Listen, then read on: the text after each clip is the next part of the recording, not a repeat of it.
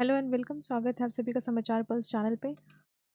Economy के series में आज हम डिस्कस करने वाले हैं कुछ इंपॉर्टेंट टॉपिक। जैसे कि लास्ट क्लास हमने एसेट एलोकेशन के बारे में पढ़ा था और हमने ये जाना था कि एसेट एलोकेशन क्या होती है, किस तरह से हम जो है एसेट को जब इन्वेस्ट करने की स्ट्रैटेजी सीखते हैं बाय पोर्टफोलियो मैनेजर। एक पोर्टफोलियो मैनेजर की तरह जब हम अपने एसेट को शेयर को इन्वेस्ट करते हैं मार्केट में, तो ये जो पूरा प्रोसेस होता है, राइट, ये एसेट एलोकेशन कहलाता है कि हम कहाँ पे अपने एसेट को एलोकेट कर रहे हैं। बट ये जो प्रोसेस है एसेट को एलोकेट करने का, ये किस चीज़ के ऊपर आधारित होता है? क्या ऐसे फैक्टर्स होते हैं जो इसको प्रभावित करते हैं? यानी एसेट एलोकेशंस की कुछ क्राइटेरिया भी होती है क्या? तो यस, इसके बहुत सारे टाइप्स होते हैं, इसे हमें जानना है और हमें इसे क्यों जानना है। तो मैं आपको बता दूं, जो भी कुछ हम डिस्कस कर रहे हैं यहाँ पे, ये प्रीवियस ईयर प्रश्नों के ऊपर आधारित है। जितने भी रिसेंट में भी एग्जाम हुए हैं पीसीएस के और यूपीएससी की परीक्षाओं के आधारित, हम इन सभी टॉपिक को चूज करके और इसका जो मतलब क्रश पॉइंट होता है, जो शॉर्ट नोट्स के तौर पे होता है, उसे हम ध्यान से पढ़ेंगे। बिकॉज देखिए, इकोनॉमी में अभी बहुत टफ क्वेश्चन आ रहे हैं। अगर आप नोटिस करोगे तो आप एसबीआई की परीक्षा दो, या आप यूपीएससी का पेपर देखो, या आप पीसीएस में किसी भी स्टेट का आप उठा के देखो, तो इकोनॉमी के प्रश्न जो होते हैं वो उनका स्टैंडर्ड अप हो चुका है अब इसके पीछे कारण है। क्यों? क्योंकि भारत इकोनॉमिकली इतना न्यूज़ में है, राइट। इतनी ट्रिलियंस के इन्वेस्टमेंट हमारे यहाँ है, इतना बड़ा एफडीआई हमारा है, और उसके बाद इतनी बड़ी, मतलब इतनी ट्रिलियन की इकोनॉमी हम बनने जा रहे हैं। तो वर्ल्ड वाइड इकोनॉमी की नज़र से भारत बहुत ही ज़्यादा न्यूज़ में रहता है, और इसलिए जो क्वेश्चंस अब बन रहे हैं इकोनॉमी के, वो करंट अफेयर बेस्ड तो हैं, लेकिन इकोनॉमी के एक बहुत ही मतलब बृहद स्तर की जानकारी रखने पे आप उसको जो है उसका आंसर कर पाओगे। जैसे इसी टॉपिक में आज मैं आपको डिस्कस डिस्कस करूंगी कि किस तरह से क्वेश्चन पूछे गए हैं, लेकिन अभी फिलहाल हम टॉपिक पे आते हैं। क्यों ऐसा पढ़ रहे हैं, उसके पीछे का एजेंडा क्या है, वो मैं अभी आपको बताई। बट अभी टॉपिक के अंदर क्या है उससे हम डिस्कस करेंगे, और डिस्कस करते करते हमें कुछ ऐसे पॉइंट्स मिलेंगे जहाँ पे हम उन कारणों को जान पाएंगे कि क्यों इस तरह की स्ट्रेटेजी हमने अडॉप्ट की है। और चूंकि मैं आपसे थोड़ा सॉरी भी बोलना चाहती हूँ, बिकॉज मैं थोड़ी डिले कर देती हूँ वीडियो लाने में, बिकॉज थोड़ा स्केड्यूल बिजी है। बट आई विल ट्राई कि मैं रेगुलर बेसिस पे और सारे सब्जेक्ट का को जो है धीरे धीरे डिस्कस करूँ। उस पर काम चल रहा है, और उससे फिर हम धीरे-धीरे जो है साइड बाय साइड सभी चीज़ों को डिस्कस करेंगे। तो अभी हम देखने वाले हैं कि जो एसेट एलोकेशन की हमने बात की है, उसका जो नंबर 1 टाइप है, that is a strategic asset allocation. तो स्ट्रैटेजिकली एसेट एलोकेशन क्या होता है, ये टाइप्स है। तो देखिए, ये जो एसेट एलोकेशन होता है ना, ये क्या होता है, ये fixed weightage to various asset, right. जो बहुत अलग-अलग तरह के एसेट हैं, उनका कुछ ऐसा मूल्यांकन करें, उसको कुछ इस तरीके से इन्वेस्ट करें कि उनका जो वर्थ हमें प्राप्त हो, वो लगभग स्थिर हो। फॉर एग्जाम्पल, जैसे कि मान लीजिए कि कोई इन्वेस्टर है ए, वो अपने 100 रुपया उसके पास है, जिसमें वो 60% रुपीज़ या 60 रुपीज़ जो है वो किसी जो है एक्स फॉर्म में इन्वेस्ट करता है, और जो 40 रुपीज़ है उसका, वो वाई फॉर्म में वो इन्वेस्ट करता है। अब जो 60 रुपीज़ जिसने एक्स फॉर्म में इन्वेस्ट किया है, वहाँ से उसे जो है रिटर्न मिलने वाला है 15% का। लेकिन जो 40 रुपीज़ उसने इन्वेस्ट करा है, वहाँ से उसे जो रिटर्न मिलने वाला है, वो कुल मिलाकर के 5% का है। अब जैसे कि हमने आपको पहले बताया था कि एक पोर्टफोलियो मैनेजर का क्या काम होता है, पोर्टफोलियो मैनेजर ये देखता है कि हम मिनिमम रिस्क को गेन, मतलब मिनिमम रिस्क को हम अडॉप्ट करें और मैक्सिमाइज हम कर सकते हैं अपने गेन को। तो गेन को मैक्सिमाइज करना ही टारगेट होता है। तो यहाँ पे जो उसने इन्वेस्ट करा है, इसमें क्योंकि यहाँ पे उसे रिटर्न कम मिल रहा है 5% का, तो इसलिए उसने 40% अपना जो मनी है वो ऐसे जगह पे इन्वेस्ट किया है जहाँ से उसे रिटर्न भले कम मिलेगा, पर यहाँ पे मिलेगा जरूर, यहाँ पे गेन होगा, लेकिन इनकम कम होगा, रिस्क कम है यहाँ पे। और यहाँ पे देखिए कि 15% का होगा, तो यहाँ पे रिस्क भी ज़्यादा होगा। तो इस कंडीशन में जो पोर्टफोलियो मैनेजर है, वो कैसे स्ट्रैटेजिकली वर्क कर रहा है, तो देखिए, वो ये देखिएगा कि दोनों ही केस में जो रिटर्न आने वाला है, उसका मीन वैल्यू क्या है। तो 15 प्लस 5 यानी कि जो है 20। तो ये चूंकि वेरिएबल है, चेंजेस होंगे, कुछ पॉइंट्स का चेंजेस होगा, तो कुल मिलाकर के जो है अगर हम इसका मीन देखें तो 10 से 11% के बीच में, यानी कि अगर हम 9 से 11 भी कह दें तो ये सही होगा। तो इतना जो है उसे एनी हाउ इनकम होना ही होना है, राइट। तो इस तरह के इन्वेस्टमेंट को क्या कहते हैं, स्ट्रैटेजिक इन्वेस्टमेंट कहते हैं, जिसमें इन्वेस्टर डिफरेंट डिफरेंट डोमेन में पैसे को इन्वेस्ट करके और उसका जो मीन आंसर आता है, मीन वैल्यू जो आता है उसका इनकम का, और वो उसको अगर लगता है कि वो 100% कुल इन्वेस्टमेंट उसका 100% हुआ, और अगर उसको 10% मीन वैल्यू आ रहा है तो वो खुश है। इस तरह की इन्वेस्टमेंट उसके लिए सही है। फॉर एग्जाम्पल, उसने 100 रुपये लगाए, दो अलग अलग भाग में लगाए, दो अलग अलग वेरिएबल इनकम मिला, लेकिन जो मीन मिल रहा है, जो उसका एवरेज इनकम मिल रहा है, वो उसको 10% दे रहा है। तो 100 रुपया लगा करके 10% इनकम उसके लिए, उसको लग रहा है, उस पोर्टफोलियो मैनेजर को लग रहा है, उस फर्म को लग रहा है कि उसके लिए सही है। तो इस तरह के इन्वेस्टमेंट को स्ट्रैटेजिक इन्वेस्टमेंट कहते हैं, स्ट्रैटेजिक एलोकेशन कहते हैं। दूसरा होता है टैक्टिकल एसेट एलोकेशन। इसमें क्या होता है, शॉर्ट टर्म डेविएशन देखने को मिलता है आइडियल एसेट एलोकेशन से। आइडियल एसेट एलोकेशन मतलब जो बहुत मिनिमम इनकम हो रही है, मिनिमम रिस्क पे हो रही है। तो उस तरह में हम अगर देखेंगे तो इसमें शॉर्ट मतलब वेरिएशन देखने को मिलता है। मार्केट फ्लक्चुएशन जो होता है, ऑब्वियस सी बात है, वो मार्केट में इन्वेस्टमेंट कैसा चल रहा है, मार्केट किस तरह से अप एंड डाउन हो रही है, उस तरीके से ये जो है इन्वेस्टर का मन भी उस जो है डेविएट होते रहता है। तो इसमें स्ट्रैटेजिकली क्या करना होता है कि जो इन्वेस्टर है वो अपने कुछ पैसे को इस छोटे से मतलब छोटे से शेयर को वो शॉर्ट टर्म के लिए कहीं ऐसा जगह इन्वेस्ट करता है जहाँ पे उसको डेविएशन मिले, और जो मेजर चंक होता है उसके मनी का, वो मतलब आइडियली उससे इनकम होता रहे। जैसे फॉर एग्जांपल, 100 रुपया है तो वो 10 रुपया ऐसा जगह इन्वेस्ट कर रहा है, या 20 रुपया ऐसा जगह इन्वेस्ट कर रहा है जहाँ पे वेरिएशन है, बट रेस्ट मनी वो आइडियली इन्वेस्ट कर रहा है। तो ऐसा पोर्टफोलियो मैनेजर मतलब अपने मनी को बहुत सेव करके लेके जा रहा है। तो ये टैक्टिकल है, मतलब इसमें ना के बराबर जो है उसको लॉस होने का है, और ये स्मॉल पीरियड के लिए भी करता है। जो इन्वेस्ट वो छोटा अमाउंट करता है, वो स्मॉल समय के लिए भी वो करता है, स्मॉल समय स्मॉल इनकम के लिए करता है। नाउ डायनामिक एसेट एलोकेशन में क्या होता है, ये एक तरह का स्ट्रैटेजी है। किस चीज़ के लिए है, जो एक्टिव इन्वेस्टर है, मतलब ऐसे इन्वेस्टर जो आए दिन हर दिन अपनी जो पोर्टफोलियो है उसको मॉनिटर करते रहते हैं रेगुलर बेसिस पे, तो उनके लिए डायनामिक है। ऐसे इन्वेस्टर जो होते हैं वो अपने एसेट एलोकेशन को, किस तरह का परसेंटेज उनको मिल रहा है, और उस हिसाब से वो चेंज करते रहते हैं, फ्लक्चुएट करते रहते हैं। मतलब वो किसी भी जगह पे आइडियल इन्वेस्टमेंट नहीं करते हैं। वो देख रहे हैं कि आज यहाँ पे ज़्यादा पैसा मिल रहा है तो यहाँ से शेयर बेचे वहाँ खरीदे, यहाँ से शेयर बेचे वहाँ खरीदे। तो इस तरह का जो वो रिस्क के आधार पे शिफ्ट करते रहते हैं। तो रिस्क के आधार पे जो शिफ्ट करते रहते हैं डायनामिक होते हैं। तो ऐसे टर्म एग्जाम में आपको आएंगे, जैसे लिखा रहेगा, चार ऑप्शंस लिखे रहेंगे, और आपको लिखा जाएगा डायनामिक एसेट एलोकेशन क्या होता है। आपने कभी सुना भी नहीं होगा, आपने कभी पढ़ा भी नहीं होगा।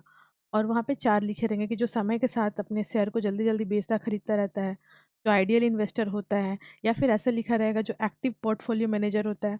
तो टर्म्स पे ध्यान देना है आपको। लिखा रहेगा कि एक्टिव पोर्टफोलियो मैनेजर जो है वो किस तरह का इन्वेस्टमेंट करता है, तो डायनामिक एसेट एलोकेशन। तो ये थोड़े से टाइप्स आपको समझने हैं। नाउ हम और डिस्कस करने वाले हैं कि जो रिस्क फैक्टर होते हैं, है ना, 5 मेन इंडिकेटर होते हैं, रिस्क फैक्टर होते हैं पोर्टफोलियो या म्यूचुअल फंड अगर इन्वेस्टमेंट कर रहे हैं तो वो 5 क्या क्या फैक्टर होते हैं, जो मॉडर्न थ्योरी है पोर्टफोलियो मैनेजमेंट की, उसके आधार पे। अब ये क्यों हम पढ़ रहे हैं, सवाल आपके मन में आएगा। तो यूपीएससी 2023 के प्रीलिम्स के पेपर में पूछा गया था, बीटा जो टर्म है वो किससे रिलेटेड है, समझ गया है? तो टर्म पूछा गया था बीटा, और ये बहुत सारे अच्छे विद्यार्थियों ने इस क्वेश्चन का को अटेम्प्ट नहीं किया था। मेरे से बहुत सारे फ्रेंड थे, बोले कि यार बीटा तो पढ़े ही नहीं थे, आए दिन इतना पेपर पढ़ते हैं, बीटा याद नहीं है। तो वहाँ पे हमने देखा कि ये जो बीटा अल्फा ये सब जो चीज़ें आ रही हैं वो कहाँ से आ रही है। तो ये इंडिकेटर्स हैं। चलिए देख लेते हैं क्या कुछ इम्पोर्टेंट है यहाँ पे, क्या हमें सीखना है। देखिए, जो अल्फा नंबर 1 पे जो इंडिकेटर है, ये इन्वेस्टमेंट रिस्क एनालाइज करने का है। मैंने आप कोई इन्वेस्टमेंट कर रहे हैं, उसमें रिस्क है नहीं है, कितना रिस्क है, तो उसको एनालाइज करने वाला ये सब फैक्टर है। तो अल्फा जो होता है वो क्या बताता है, ये मेजर करता है इन्वेस्टमेंट का परफॉर्मेंस। जो इन्वेस्टमेंट्स हो रहे हैं उनका परफॉर्मेंस चेक करता है रिस्क को एडजस्ट करने के आधार पे। यानी ज़्यादा रिस्क है तो ये एसेट किस तरह का परफॉर्म करेगा, आगे चल के लॉस देगा कि फ़ायदा देगा। रिस्क के आधार पे ये इन्वेस्टर वो बताते हैं कि ये यहाँ जो आप इन्वेस्ट करने जा रहे हो ये कैसा परफॉर्मेंस करने वाला है। कुल मिला के प्राइस रिस्क कितना होने वाला है, यानी कितना, इकोनॉमी की भाषा में बोले तो ये कितना वोलाटाइल है, यानी कितना फ्लक्चुएटिंग है। तो इस ये अल्फा इंडिकेटर होता है। और यहाँ पे आपको एक चीज़ ध्यान देने वाली बात है कि अगर कहीं पे अल्फा 1 लिखा हुआ है, अल्फा इज 1, इसका मतलब होता है कि जो फंड है ना, वो परफॉर्म करेगा बेंचमार्क इंडेक्स के तहत। यानी कि जो बेंचमार्क इंडेक्स का मतलब ऐसा कुछ रॉकेट साइंस नहीं, मतलब एक जो धारणा बनी होती है या जो एक तरह का नियमावली चले आता है, उसमें ये माना जाता है कि ये जो एसेट है वो बहुत हाई जो है 1% का देखा जाए तो 1% का हाई ये परफॉर्म करेगा। मतलब ये जितना भी पैसा है इन्वेस्ट कर रहे हैं आप, अल्फा इंडिकेट कर रहा है कि 1% या 1 इंडिकेट कर रहा है, 0.1 इंडिकेट कर रहा है, यानी ये अंडर परफॉर्मेंस करेगा 1% के आसपास का, मतलब बहुत कम जो है वो आपको इनकम देगा। तो इन्वेस्टर को क्या चाहिए कि जितना ज़्यादा अल्फा जो है हाई रहेगा उतना हाई परफॉर्मेंस करेगा। यानी अल्फा जो है 2% है तो ये 2% जो है वो आपका गेन करवाएगा। अल्फा जितना ज़्यादा होगा उतना गेन होने की पॉसिबिलिटी है। तो यानी रिस्क को एडजस्ट करते हुए कितना ज़्यादा इनकम गेन कर पाएंगे, राइट, वो इंडिकेटर का नाम है अल्फा। तो आपको, अगर आप पीसीएस वगैरह की तैयारी करें तो आपको डिटेल से जानना है। अदरवाइज आप बैंक पीओ वाले भी हैं तो आपको याद रखना है कि अल्फा किसको कहते हैं, बीटा किसको कहते हैं, राइट। ना दूसरा हम देखने वाले हैं बीटा, जो कि क्वेश्चन बीटा भी पूछा था, तो बीटा याद रखिएगा।